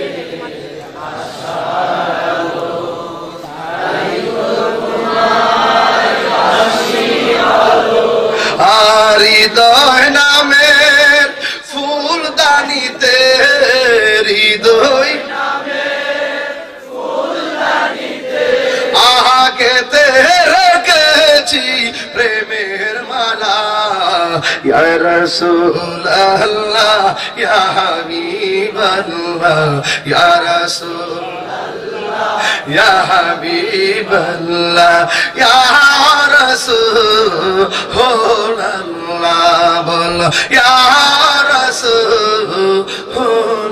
একটু ঢেউ তুলেন, ঢেউ তুলেন। তুমি জীবন, তুমি মরণ, আহা আদার করে, তুমি আপন, এ তুমি জীবন, তুমি মরণ, আদার করে, তুমি আপন, তুমি মোদের পাড়ের তরি, তুমি মোদের পাড়ের তরি, তুমি নিদান তোরানেওয়ালা, ইয়া রাসূলুল্লাহ ইয়া হাবিবাল্লাহ, ইয়া রাসূলুল্লাহ ইয়া হাবিবাল্লাহ, ইয়া রাসূলুল্লাহ। একটা জবান বন্ধ রাখবেন না। এখন দোয়া কবুলের সময় 2টার উপরে বাজে, এখন দোয়া কবুলের সময় প্রায় 2:45 বাজতেছে। এখন দোয়া কবুলের সময় কার রিজিকের দরকার চা, কে বিদেশ যাবি আল্লাহরে ডাক, কে অসুস্থ আল্লাহরে ডাক, কে মারে কষ্ট দিছস আল্লাহরে ডাক। ইনশাআল্লাহ ইনশাআল্লাহ এই সময়টায় মুকাররাবুন ফেরেশতারা তোর পিছনে ঘুরতেছে, আপনার পিছনে ঘুরতেছে। জবানটা খুললা যদি একবার আল্লাহরে ডাক দেন, ওই ফেরেশতারা সত্যি করে আপনার গুনাহ মাফ চাইবো। এই জন্য যুবক সাহায্যের মালিককে আমার নবী কাঁদাদার চোখ ভালো করে দিলেন।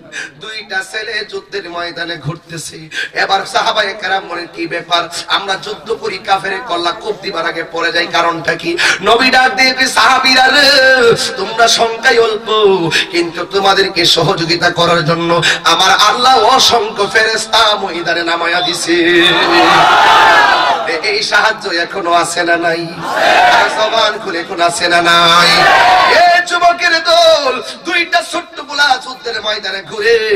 এবার তারে জিজ্ঞাসা করা হয়, তোরা এখানে ঘুরোস কেন? আমরা ঘুরতেছি। বড়টা কোনটা? বড়টা মানে হলো আবু জাহিল্লা কই? ছোট্ট 2টা পোলা কই আবু জাহিল্লা কই? ছোট্ট 2টা পোলা, এই যে ছোট্ট ডাক দেখে বাজার আপনার বিপদ, 2জনে ডাক দিয়ে কয় বড়টা কোনটা? ছোট্ট পাত্র মারা তীর মারা, বড়টা কোনটা? গোড়ার উপর বইয়া রয়েছে।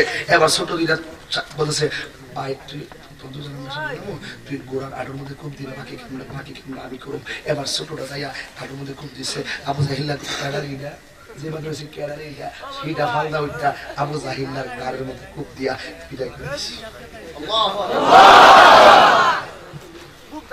সিদ্ধান্ত ফাইনাল, সিদ্ধান্ত ফাইনাল। ইব্রাহিম নবীকে যন্ত্রণা দিয়েছিল নমরুদ, তাকে মারতে গিয়ে আল্লাহ পাক বিশাল কামান ব্যবহার করে নাই, লেঙ্গা বসা নাকে দিয়ে ঢুকিয়ে মগজে কামড়িয়ে তাকে দুনিয়া থেকে বিদায় করেছেন। ঠিক মুসা নবীকে যন্ত্রণা দিয়েছিল ফেরাউন, তাকে বিশাল ঢেউয়ের মধ্যে ফেলে আল্লাহ তাকে মারে নাই, শান্ত নদীর মধ্যে ফেলে চুবাইতে চুবাইতে তাকে মেরে ফেলা হয়েছিল। ঠিক এমন ভাবে রাসূলুল্লাহকে শাস্তি রাসূলুল্লাহর বিরুদ্ধে কথা বলেছিল আবু জাহেল, বিশাল সৈন্য দিয়ে তাকে আল্লাহ মারাই নাই, ১৪টা পুরার হাতে তারা নির্ঘাত নিহত হয়েছিল। আর সিদ্ধান্ত ফাইনাল, নবীর বিরুদ্ধে যারা কথা বলবে তাদের মরণ এভাবেই হবে, এভাবেই হবে, এভাবেই হবে।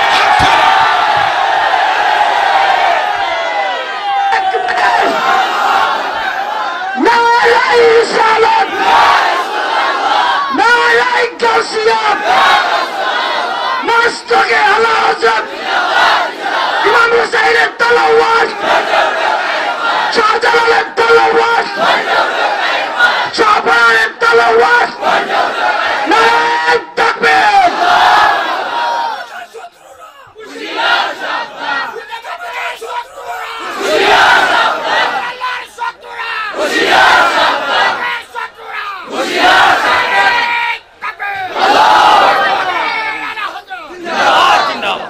এই মুসলমান, যুগে যুগে মুসলমানদের নেতৃত্বের সংখ্যা কম ছিল।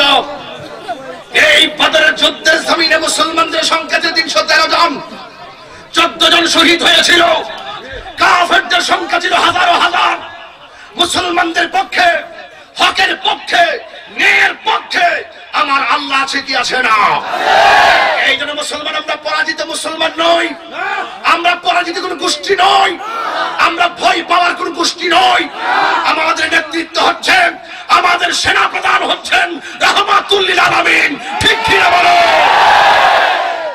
এই জন্য আমি মাননীয় প্রধানমন্ত্রীকে বলতে চাই, এই বাংলাদেশে যারা রাসূলুল্লাহর বিরুদ্ধে কথা বলে, যারা ওলি আল্লাহর বিরুদ্ধে কথা বলে, যেই নবীর থুতু মুবারক লেগে ওই অন্ধ চোখ ভালো হয়ে যায়, যেই নবীর থুতু মুবারক লেগে আবু বকরের সর্পের দংশন ভালো হয়ে যায়, সেই রাসূলুল্লাহর বিরুদ্ধে যারা কথা বলবে, সাহাবাদের বিরুদ্ধে যারা কটূক্তি করে কথা বলবে, ওলি আল্লাহর বিরুদ্ধে যারা কথা বলবে, আমি সেদিনও দেখেছি একজন লোক বলেছেন এই দেশে যত উঁচু কবর আছে লাথি মেরে ভেঙ্গার কথা। এই মুসলমান, তুমি ঘুমিয়ে আছো? তুমি কি ঘুমিয়ে আছো? ঘুমালে কি চলবে? সে বলতেছে শাহজালালের কবর, শাহপরানের কবর, রোজা তো কোনা, আজা তো কোনা, কয়েক খাজা বাবার কবর, গোলাপ শাহর কবর, যত উঁচু কবর আছে সব লাইথায় ভাঙ্গা ফেলার কথা। আর আমি সেদিন চট্টগ্রামে বলেছিলাম সেই মাজারগুলোকে পাহারা দেওয়ার জন্য হাজার হাজার মাজার পন্থীরা এখনো জিন্দা রয়েছে। ঠিক কিনা বলো? আমি সেদিন বলেছিলাম, আব্দুর রাজ্জাক বিন ইউসুফকে বলেছিলাম, আপনি ইসলামের কথা বলেন, আপনি গোটা মুসলমানদের মধ্যে বিভেদ লাগিয়েছেন। এই দেশে সবচেয়ে বড় ওয়াহাবি হলো এই আহলে হাদিসের গোষ্ঠী। ওরা সৌদি আরবের বিভিন্ন জায়গার টাকা খেয়ে কিছু সিন্ডিকেটের মাধ্যমে এই বাংলাদেশি ইসলামটাকে টুকরা টুকরা করার জন্য এক চ্যালেঞ্জ হাতে নিয়েছে। আর একটা বেয়াদব মতিউর রহমান মাদানী, সে সৌদি আরবে বসে বসে রুমাল মাথায় দিয়ে দিয়ে এক একটা সময় এক একটা ফতোয়া ছাড়ে। এই জন্য আমি বলতে চাই, এখন যে প্রতিবাদ হবে দাঁড়িয়ে প্রতিবাদ করতে হবে। এই বাংলাদেশে যত মাজার রয়েছে, এই মাজার ভাঙার জন্য যদি এই বাংলার জমিনের কেউ ষড়যন্ত্র করে, আমি তাহিরি আজকের হবিগঞ্জের জমিন থেকে চ্যালেঞ্জ করে দিলাম, যারা মাজার ভাঙতে আসবে তাদের ঠ্যাংগুলো ভেঙে, পাগুলো ভেঙে টুকরা টুকরা করা হবে।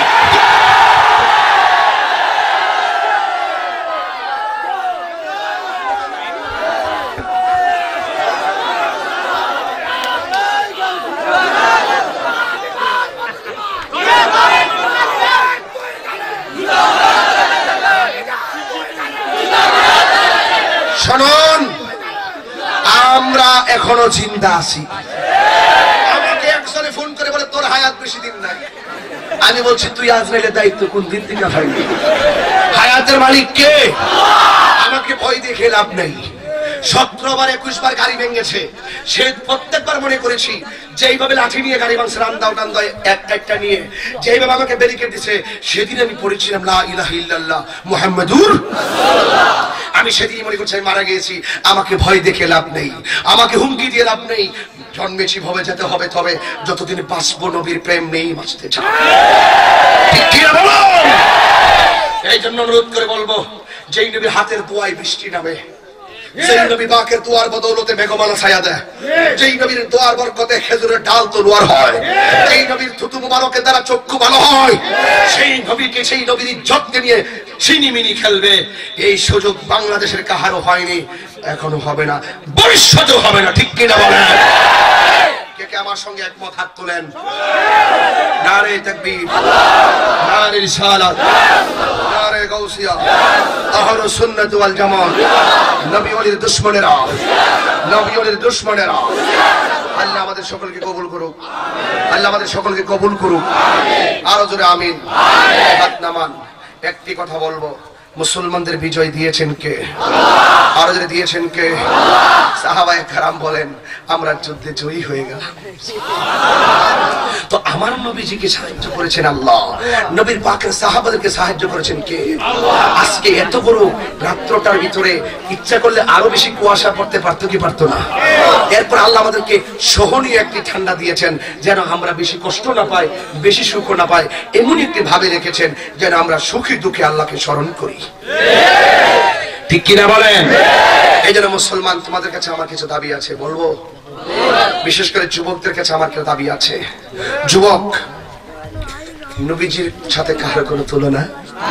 নবীকে আমরা জানের চাইতে ভালোবাসি, এটাই সত্য কথা। ওলি আল্লাহদের মাজারে আমরা কি পূজা করি না জিয়ারত করি? একবার আমরা নাকি মাজার গিয়ে চুমা দেই, আমরা বলে সেজদা দিই। এরা বললে কি আমরা কি বন্ধ করে দিব? সেজদা দিতে গেলে নাক লাগে, কপাল লাগে, সুবহানাল্লাহ বলে আলা লাগে, কেবলামুখী হওয়া লাগে, হাত লাগে, পাও লাগে, পাওয়ার নখ লাগে। সুমা যে দেই মহব্বত, এটার মধ্যে কি নাক লাগে, কপাল লাগে?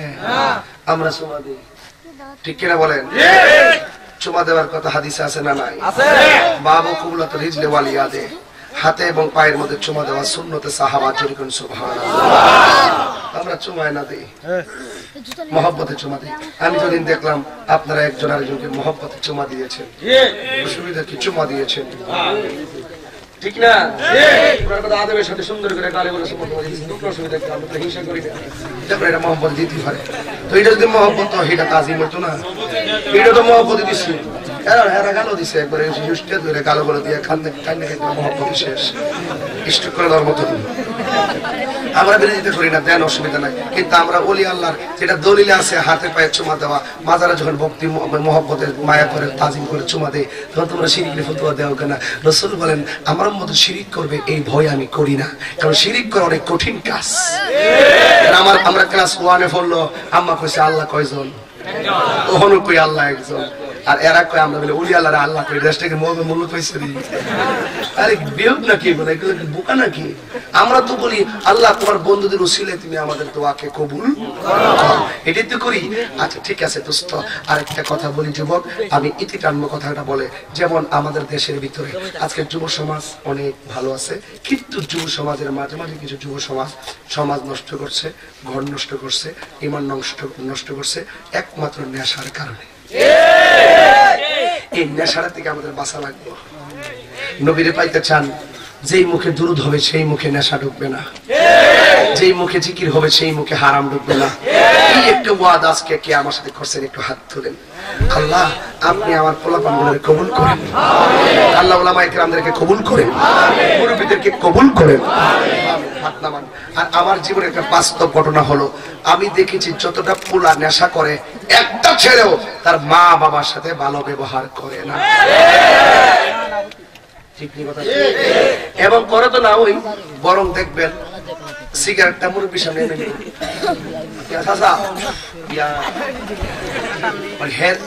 এগুলো কি জানেন? এগুলো সমাজের অধপতন।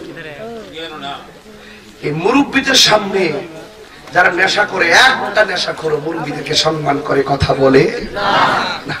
এই জন্য অনুরোধ করে বলবো, নেশা কি চলবে না বন্ধ হবে? আরো যারা চলবে না বন্ধ হবে।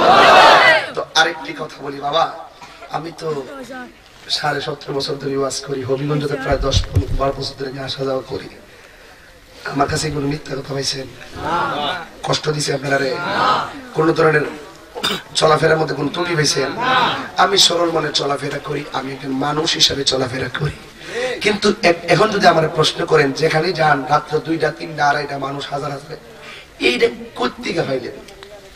আমি বলবো আমি এলেমের জোরও পাইছি না, সুরের কারণে পাইছি না, আমি পাইছি একমাত্র আমার মায়ের দোয়ার কারণে। তো আমি যেটা পাইছি এই কথাটা প্রতি মাহফিলে আমার কোন লাগে, আমি আমার মায়ের দোয়ায় পাইছি। আমি চাইবো আরেকটা ছেলে মায়ের দোয়ায় কিছু হোক। কথা বলেন ঠিক না বেঠিক? আল্লাহর হাবিব বলেন হাসরের মাঠে 3 ধরনের মানুষের দিকে আল্লাহ রাসূল ফিরেও তাকাবেন না।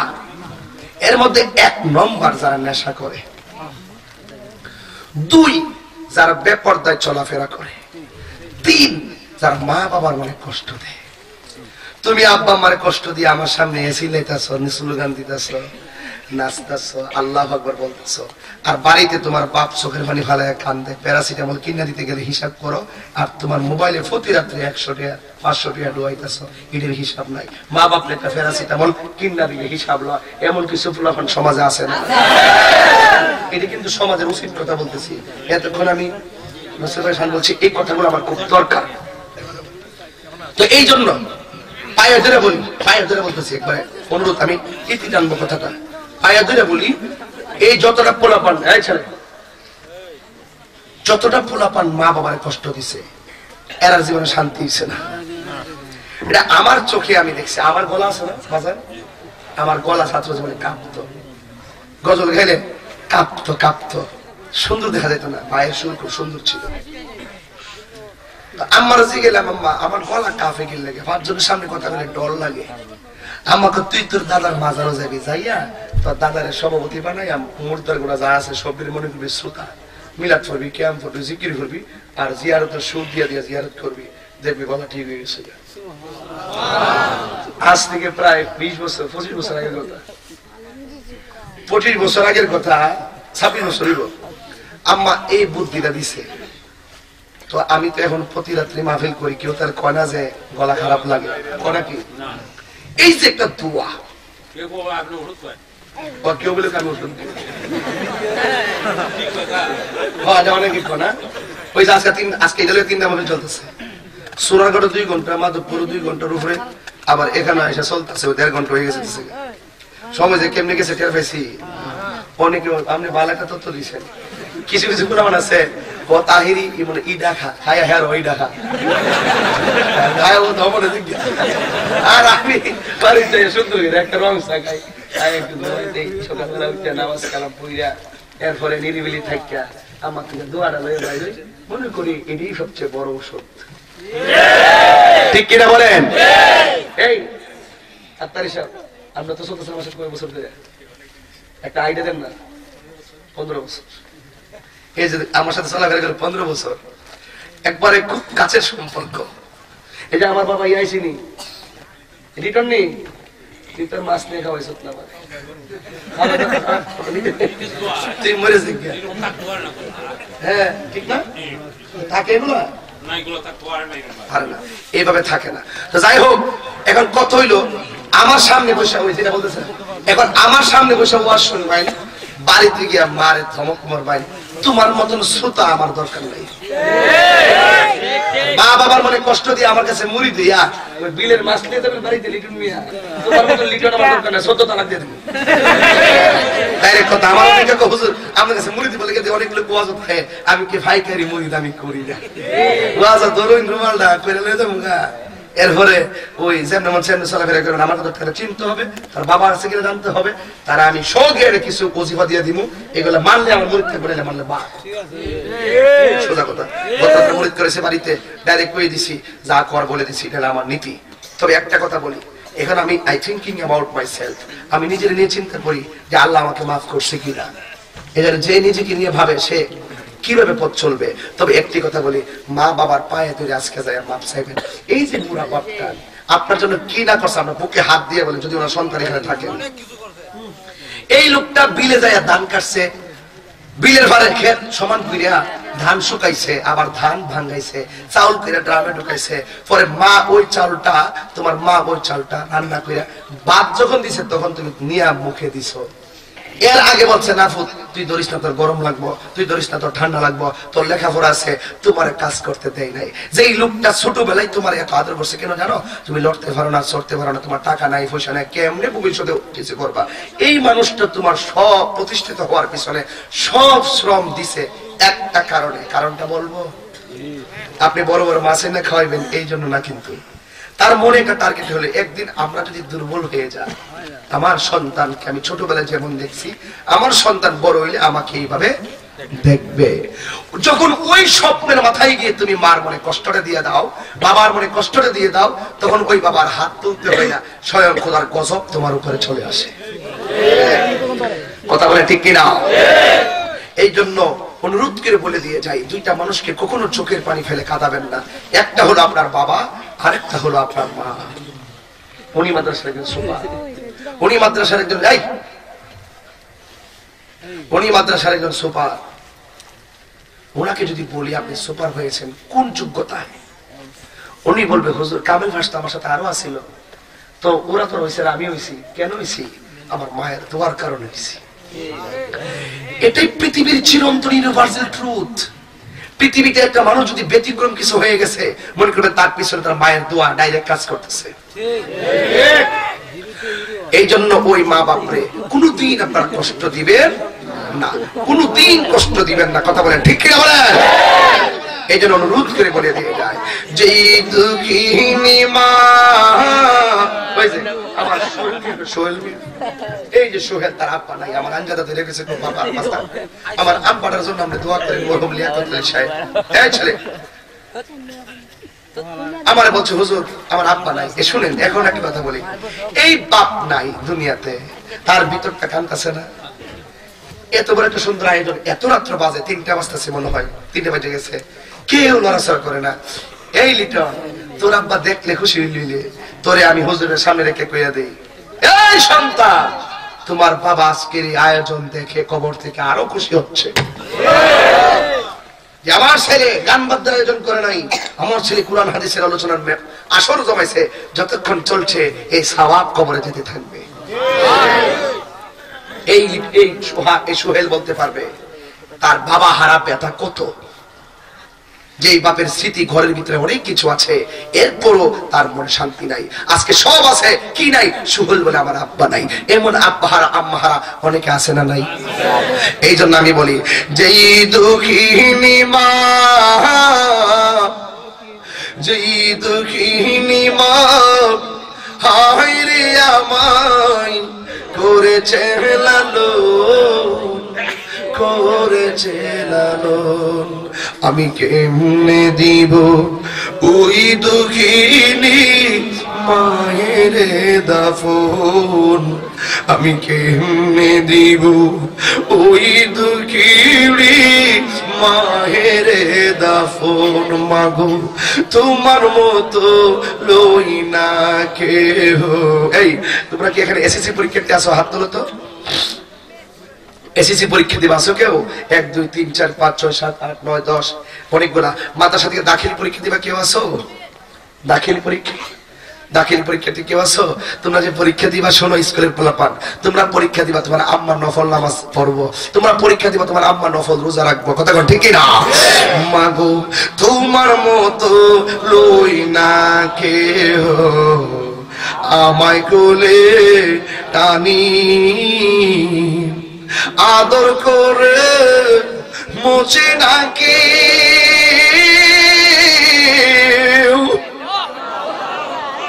আদর করে মুছে না কেউ আমার চোখের পানি।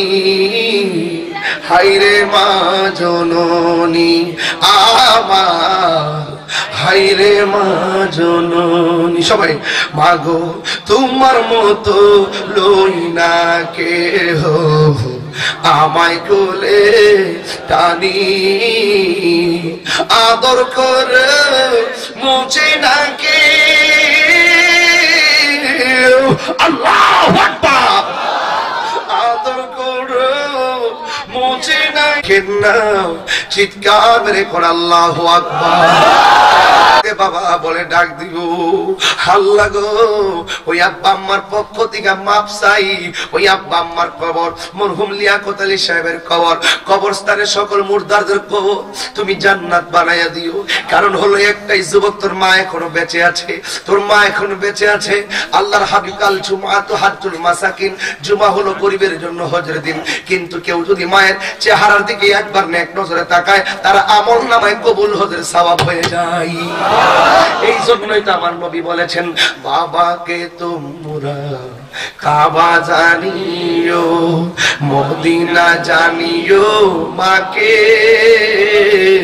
যদি গো তারা বেঁচে।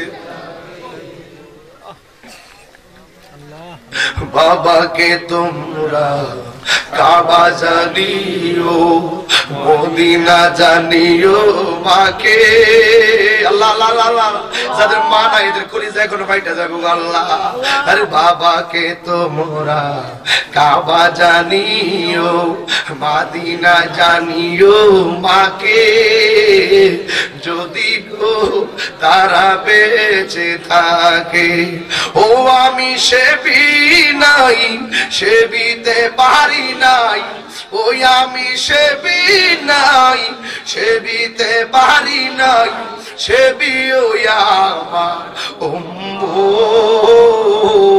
সেবিও আমার বাবার মুখেতে মায়ের মুখেতে যে তুলে দিবে গো খানা তাতে খুশি রব্বানা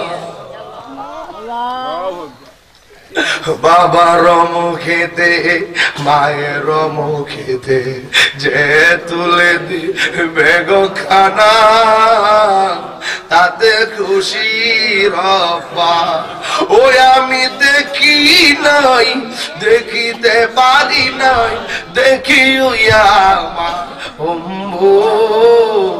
দেখিও আমার দেখিও আমার এই মা বাবার খেদমত করবেন 5 ওয়াক্ত নামাজ পড়বেন নেশা থেকে দূরে থাকবেন আর সদা সত্য কথা বলবেন হারাম থেকে বেঁচে থাকবেন সব কিছুর মূল রাহমাতুল আলামিনকে জানার চাইতে আর বেশি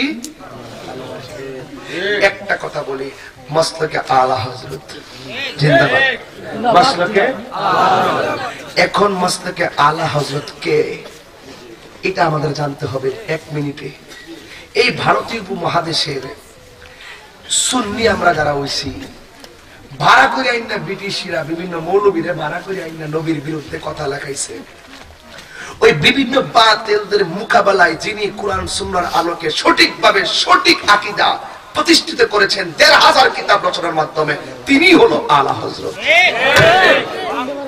ঠিক কিনা বলেন এখন আরেকটি কথা এই আলা হযরত এমন আশেক ছিলেন যিনি ইন্তেকালের আগে বলছেন সবার কবর থেকে 3.5 হাত আমার কবরটা গভীর করে দিবা জিজ্ঞেস করলো কেন কই রাসূল কবরে আসবে যেন আমি দাঁড়িয়ে রাসূলকে সালাম দিতে পারি কেমন এই আলা হযরতের একটা বই আমার গাড়ি পাওয়া নাই রে 40টা বই আছে না ঢাকা থেকে বইটা পাঠাইছে এই বইটা সবার জন্য খুবই জরুরি আমিও ভুল করলাম না কিতা যাই হোক 40টা না 20টা বই আছে মনে হয় যাওয়ার সময় ওই ঢাকা থেকে ওই আবুল হোসেন ফজলুল করিম আছে না লেখছে ধরেছে বিক্রি করে দেওয়ার জন্য তো আর মনে হয় 1500 কিতাব বিচারাইছি আর মনে 20টা না 25টা কিতাব আছে পকেটে যদি 50 টাকা থাকে এই টাকাটা হাতে নিয়ে আমার গাড়ি থেকে নিয়ে যাবেন গা একটা বই এক একটা ঘরে থাকা মানে একটা আলা হযরত আছে কথা বলেন ঠিক কিনা বলেন আল্লাহ আমাদের সকলকে বুঝার তৌফিক দান করুন আমিন আসেন দাঁড়িয়ে নবীরে সালাম দিব ইয়া নবী সালাম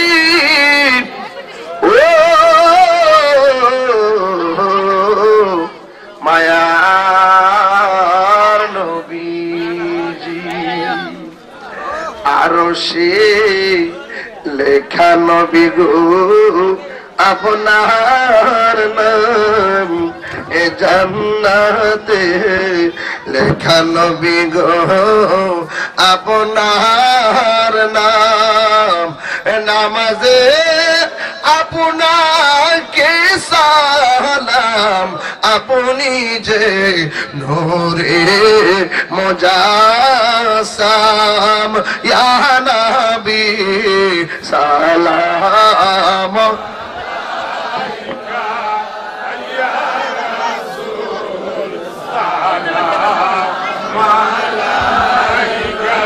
আয়া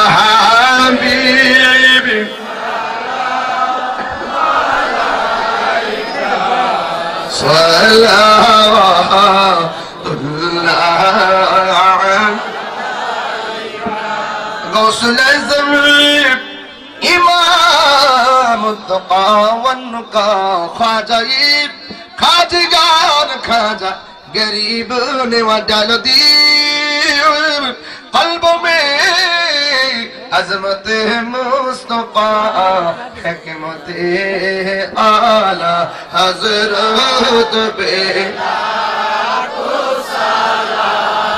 मुस्तफा जाने रहमत पेला शमे बज में हिदायत पे या इलाही सदकाए